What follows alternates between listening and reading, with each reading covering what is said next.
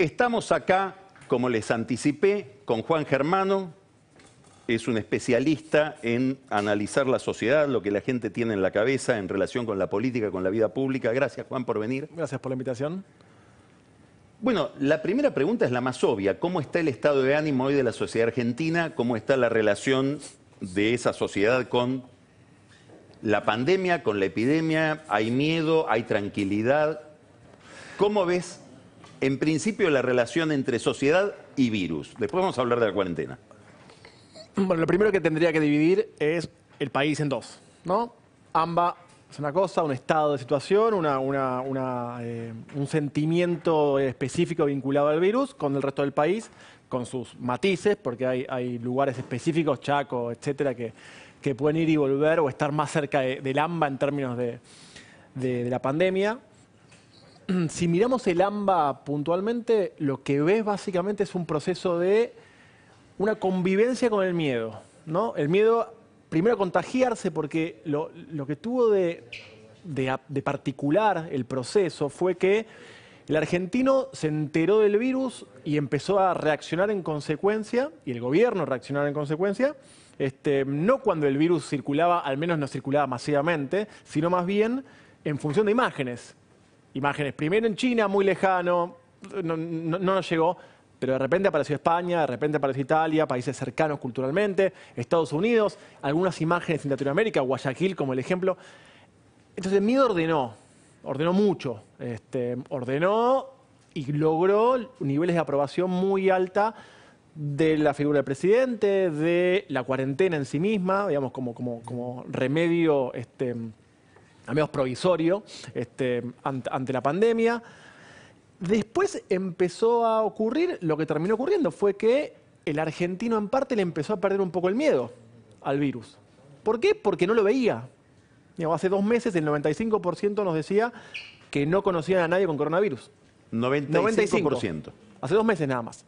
Entonces, lo que fue ocurriendo fue que se fue relajando y básicamente lo que empezaste a ver fue más circulación y por ende las decisiones que terminan tomando ahora el triunvirato del gobernador, del jefe de gobierno y del presidente para volver para atrás en el AMBA. Ahora, lo interesante que es que ese proceso o esa mirada del virus se sigue dando en el futuro, entre comillas, que es Europa.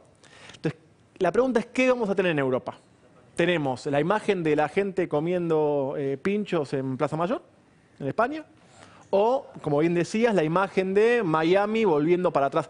Porque eso me parece que es fundamental. Y vos fíjate lo particular que pasó. Hablaba con unos colegas analistas de opinión pública de Europa, no de Italia y de España, que son países donde explotó. Pero lo que pasó en algunos países que el virus fue importante, pero no tan fatídico, fue que los menores de 40, sobre todo, empezaban a conocer gente que tenía coronavirus y no les había pasado nada. Había tenido 2 días, 3 días, 5 días de gripe y había pasado. Entonces, es interesante porque el miedo no solo se perdía porque el virus avanza y te vas cansando y la cuarentena en sus diversos motivos vas tomando un vínculo distinto con el virus, sino que aparecía esa particularidad. Y yo no digo que vaya a pasar acá, lo que digo es que es muy importante o desafiante para los tres, para el gobernador, el jefe de gobierno y el presidente, cómo lidian en el tiempo con el cambio del argentino en su virus y en su miedo en función del virus, porque en algún punto es necesario o fundamental y para tener al ciudadano metido en su casa, porque si no, tenés que empezar a buscar otras variables para justificarte, para legitimar la toma de decisiones. Creo que estás en un proceso, ¿no? Porque todavía en Argentina uno ve los números crecientes, pero por suerte no tenemos, y espero no tener, las imágenes de España, de Italia, etcétera. Entonces, ¿cómo se vincula el argentino con el miedo? Me parece un factor fundamental para entender cómo se va a vincular el argentino con la aprobación del presidente y con la aprobación de cualquier grado de cuarentena que tengamos o de distanciamiento en el futuro. ¿Cómo se ve la cuarentena como estrategia concreta? Mira, ligado con el costo económico que tiene, ¿no? Por supuesto. A ver, lo primero que surgió, de vuelta, en función de estas imágenes que venían del mundo, fue un pedido a toda la clase política de cuidar. requiero que me cuides.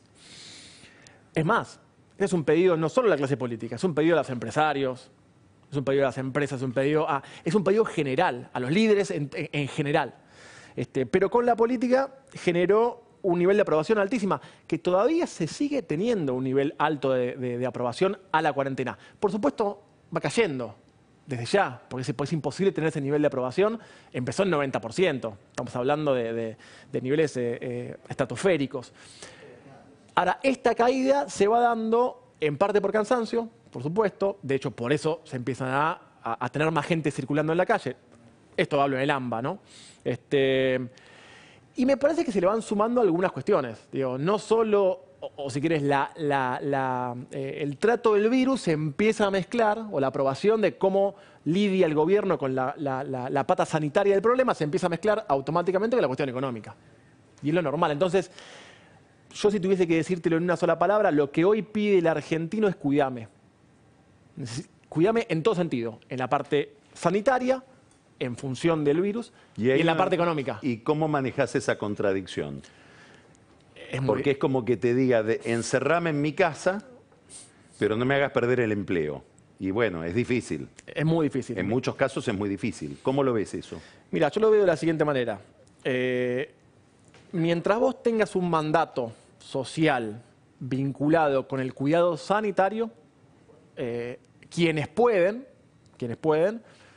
están dispuestos a tolerar el encierro y por ende que se puedan tocar sus ingresos. Eso está bastante medido y de hecho, insisto, vos lo dijiste en la introducción, el presidente tiene niveles de aprobación todavía muy altos, menores que hace un mes y medio, pero todavía muy altos. ¿Vos registrás esa caída también? También, sí, muy similar, cerca de 10 puntos de caída en un mes. Ojo, también se mezcló con el símbolo Vicentín. Ahora después hablamos de eso.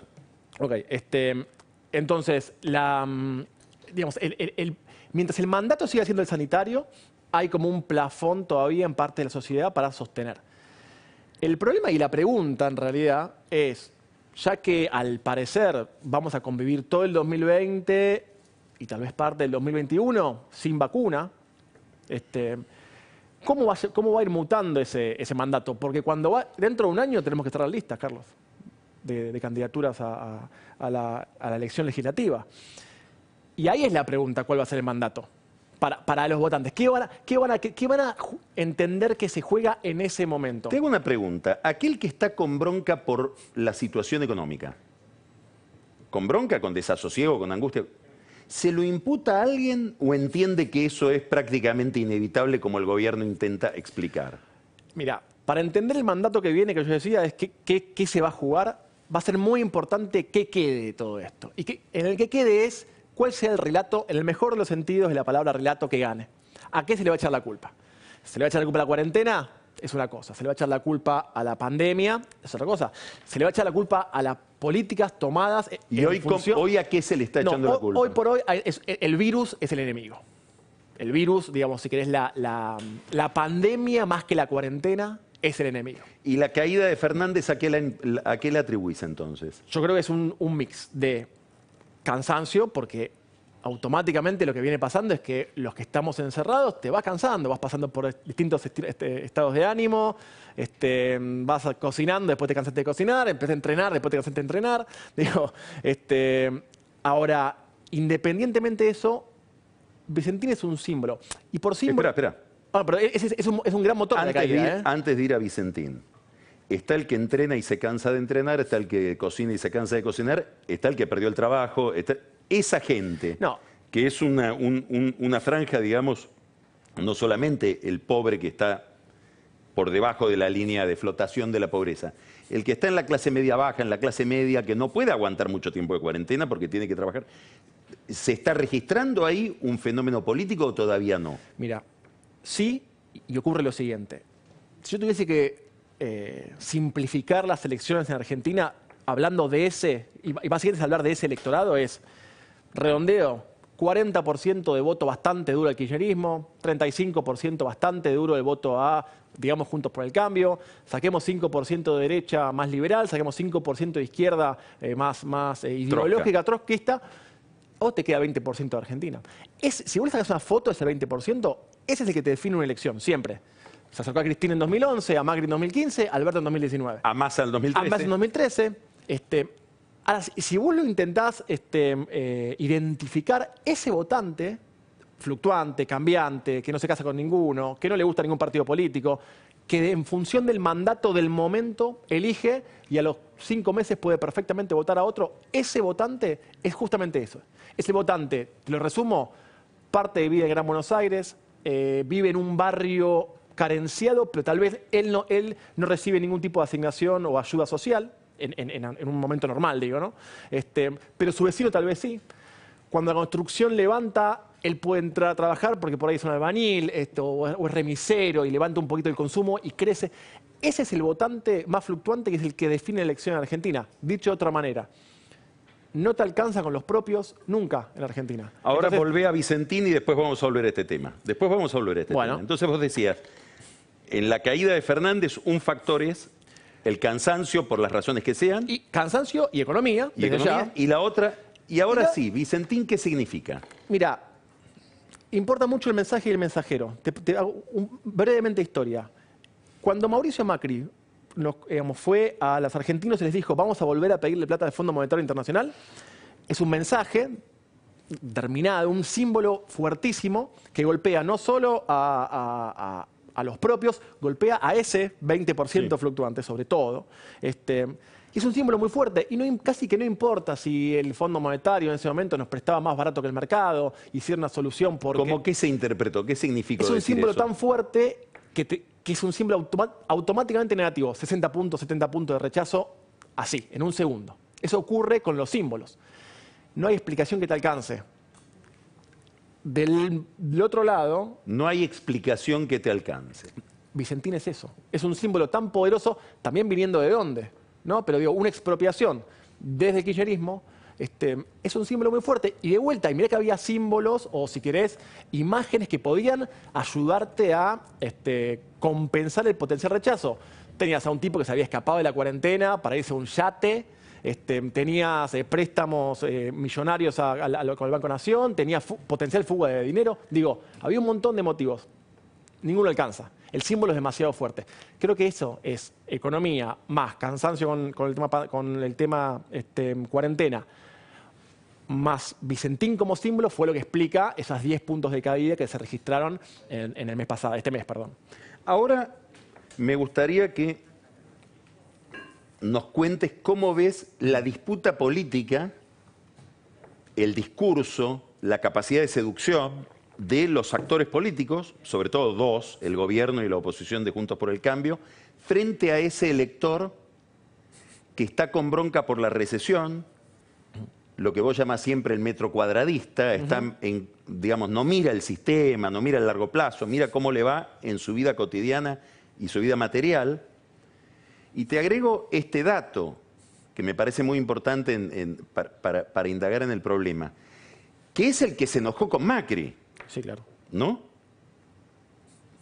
Por la recesión de Macri. ¿Cómo pensás que va a ser la forma de ponerle una voz a esa persona? Mira, la lectura que yo hago de ese electorado es el siguiente. En el mandato, vuelvo al mandato, que es como la pregunta de la elección. Ese votante, lo primero que definió en 2019 fue, como acabas de decir, yo no quiero más Macri. Cuando hizo esa primera pregunta, avanzó un casillero y miró lo que tenía. Porque en Argentina no tenés un sistema de partidos estable. Depende mucho de lo que cierren los acuerdos políticos, casi te diría días antes del cierre de lista. Y eso te ordena la demanda social. Entonces, lo primero que hizo fue, yo no quiero más Macri. Cuando hizo esa decisión, tomó esa decisión, miró a ver qué había. Y lo que vio fue un Alberto Fernández que era más moderado, tenía adentro al kirchnerismo, y de hecho, yo creo que ese votante votó post-kirchnerismo con Macri en 2015 y votó post-macrismo y también post-kirchnerismo. Votó post las dos cosas. Entonces, el desafío interesante, y no sabemos qué va a pasar, es cómo sale la Argentina de esta pandemia en términos políticos, porque no sabemos cuál va a ser el mandato o, si quieres, lo que va a ser más atractivo para ese votante para poder representarlo. Dicho de otra manera, ¿van a triunfar los más puristas de cada espacio o van a triunfar los más moderados que buscan acuerdos, inclusive con la oposición? Eso no lo sabemos. En función de eso, de qué pida la ciudadanía, ¿De qué dependería eso? yo creo que va a depender mucho. Vamos a ponerle nombres. ¿De que se imponga la visión Cristina o la visión que uno le atribuye a Alberto, que no sabemos muy bien si es esa, Sí. o que se imponga la versión Larreta o la versión Macri de oposición? Efectivamente. ¿De qué depende? Hay un gran factor que es la economía. Como siempre, el tema es que ahora, y vos lo mostrabas en el gráfico en la introducción, tenés una caída abismal de la economía. Entonces casi que no tenés ni registro histórico para poder ir a ver qué puede pasar.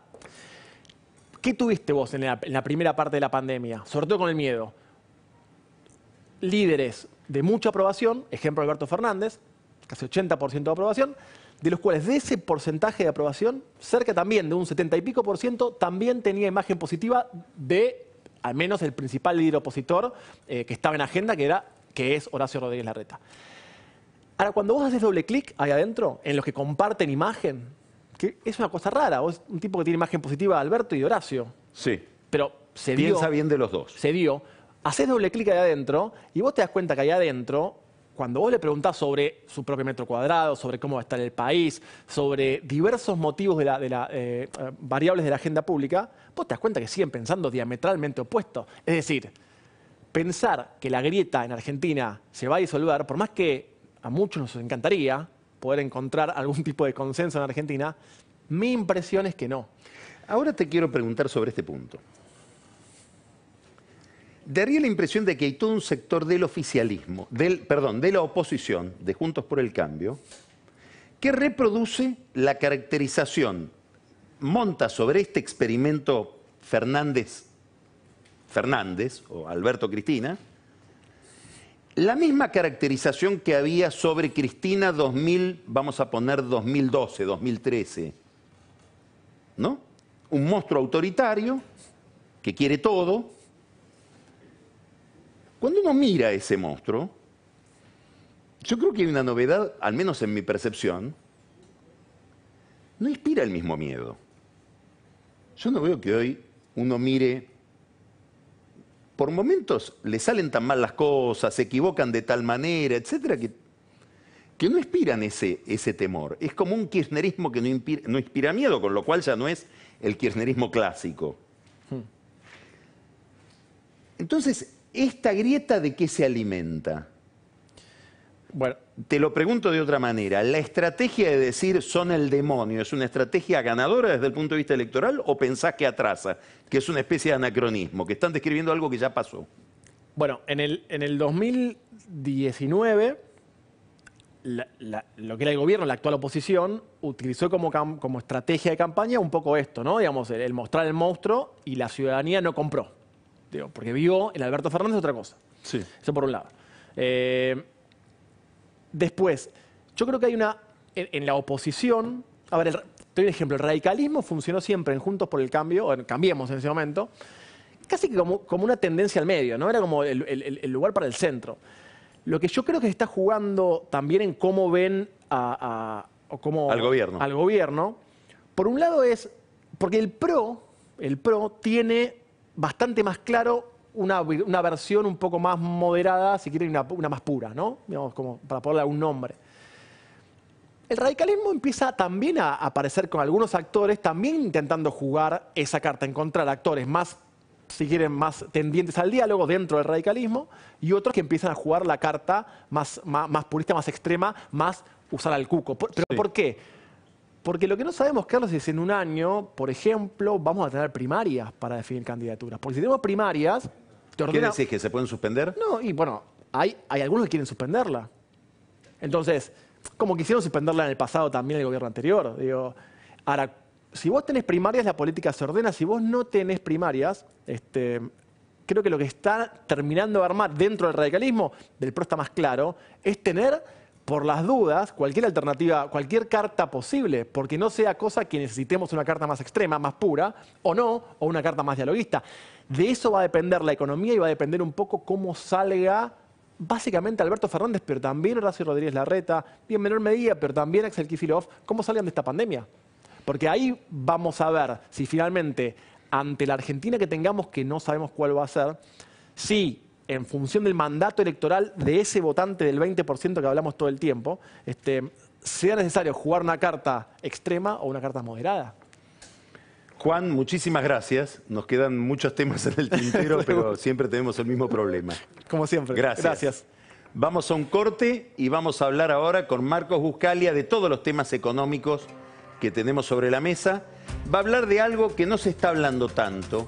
¿Cómo le afecta esta cuarentena a los sectores ligados al gran consumo? Daría la impresión de que les va muy bien. Supongamos supermercados. ¿Les va tan bien? Ya viene Buscaglia con este tema.